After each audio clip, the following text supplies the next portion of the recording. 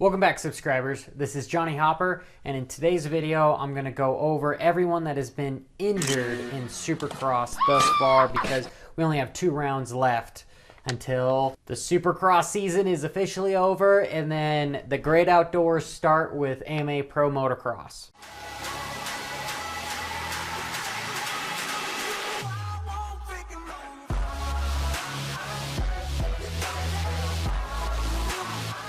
So naturally, I'm going to go over the 450 guys first. So obviously, last year's champ, Jason Anderson, everyone knew that he was a good rider. Nobody thought he was going to win the championship, but he did, and he was set to be one of the favorites this year. But unfortunately, in my opinion, it looked like he was already injured, but he didn't really officially pull out until about round 3, saying that he had breaking his arm and his ribs and lacerating his liver in a practice crash. But the way he was riding up to that point made me think that potentially he was already riding with some sort of injury, and then that practice crash just kind of nailed it home for him.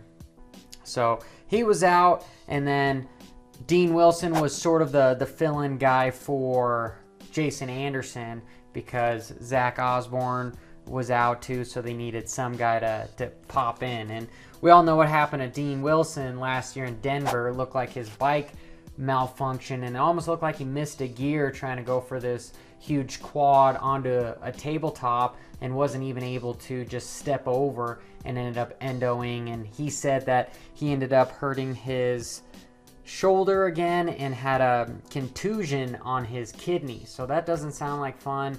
Unfortunately, in his career, Dean Wilson has had a lot of troubles, but Factory, Husqvarna, Rockstar Energy have said that he's got a ride for the Motocross Nationals. He doesn't know when he's going to be back. I would assume maybe round 3 or 4. We'll see what ends up happening for Dino, but it's a bummer to see him out. And Benny Bloss, he was sort of out before the season started with an ACL injury. It was looking to be like one of his better Supercross series leading up to this. And so it was a real bummer to see that he got hurt. And then Justin Bogle was the guy that ended up filling in for him. I personally didn't think Bogle was the right rider for him to fill in. I was thinking potentially Dino would have been a better fit. And this was obviously before Jason Anderson got hurt. But Justin Bogle's been able to prove himself and ride really, really well with some top 5s, top 10s respectively. So good for him, especially in qualifying. I mean, he won some heat races, so that was pretty cool to see him win a heat race in Denver last weekend. Our next rider is one of my favorite riders, Justin Brayton. He's one of the old men, and it's hard to say that. He's, what, 34 years old, I believe? But he won Daytona last year. He's the 2018 Australian Supercross champ, and he did win one of the Triple Crown main events. And unfortunately, he got in it with Chad Reed at Seattle and ended up tearing his MCL and stretching his ACL. So that was a bummer for Justin Brayton for sure. And obviously, Chad Reed was involved with that. Kyle Chisholm, I believe, landed on him, and Chad Reed ended up breaking 8 ribs, his scapula, and his lung, but he's responded saying he's back on the bicycle, and he's bummed that he's not able to race Vegas, and we'll see him hopefully for the AMA Pro Motocross Championships. And Vince Friesen, he's out with his ACL as well. He ended up tearing it at Arlington Supercross, and Mike Alessi, love him or hate him, he's filling in for Vince Friesen. And then our next rider in the 450s is Weston Pike. He hasn't even raced any of the races, but he was supposed to race for JGR. Chad Reed was, I would say, close to his fill-in because it was supposed to be Josh Hill and Weston Pike.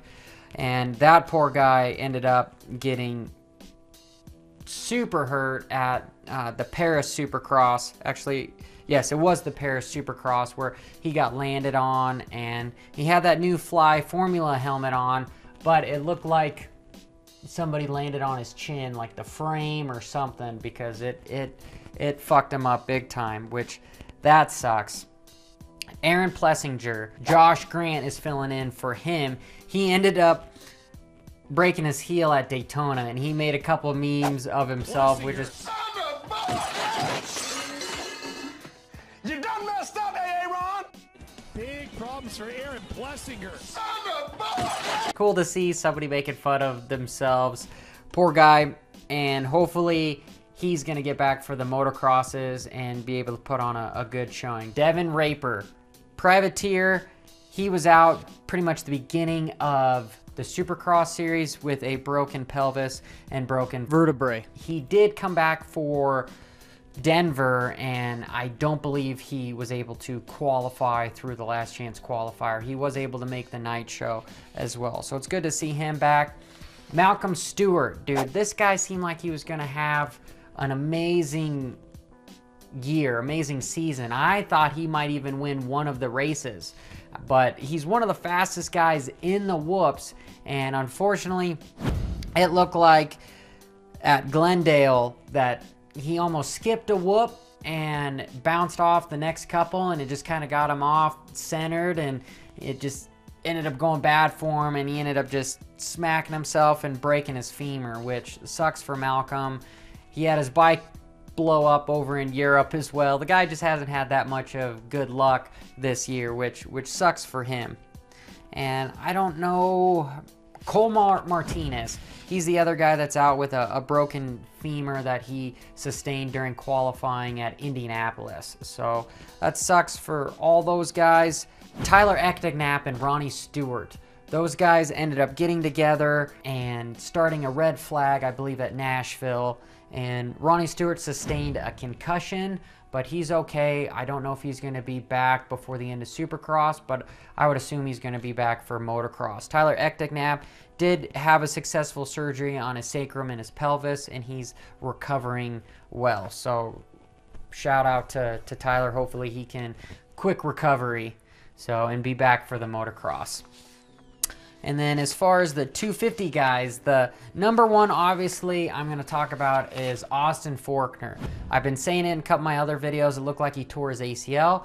Well, team manager from Kawasaki says that he has a ACL-like symptom injury. So I'm pretty certain that he's torn his ACL.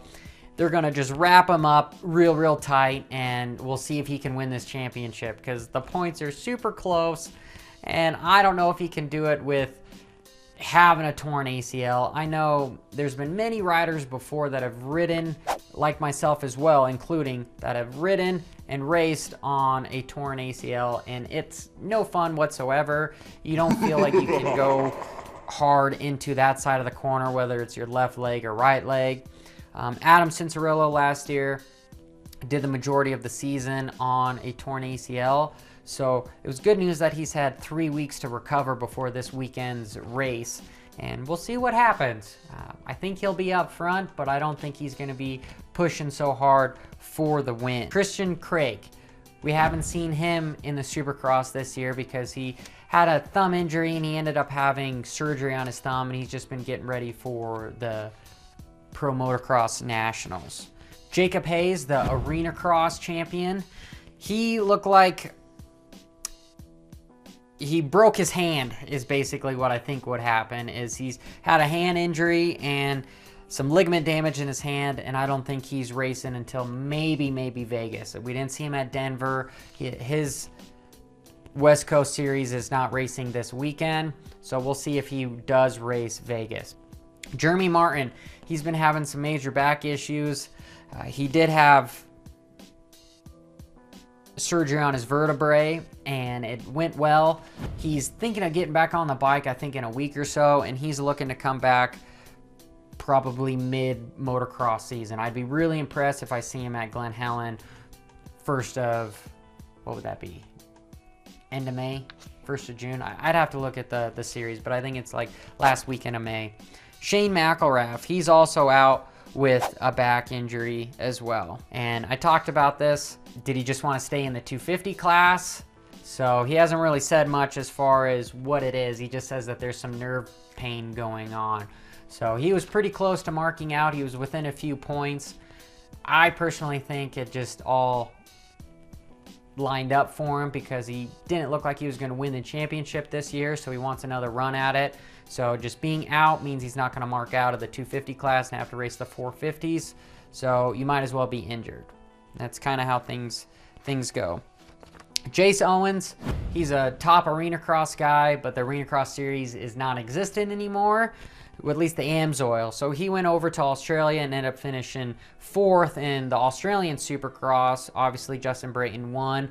I don't know the guys in between, but I think he got 4th.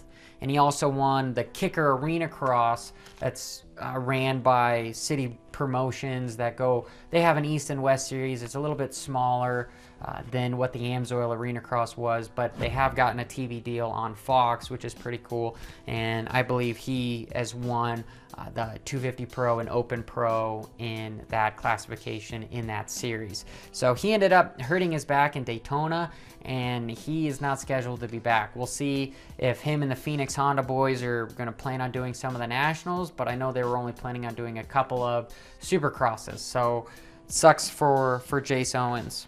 And the last guy I know of is Blake Wharton. He finished 3rd, I believe, in the East Coast Supercross Series in 2013. In 2014, I think he finished 16th or something. And then he took a few years off to pursue his musical career.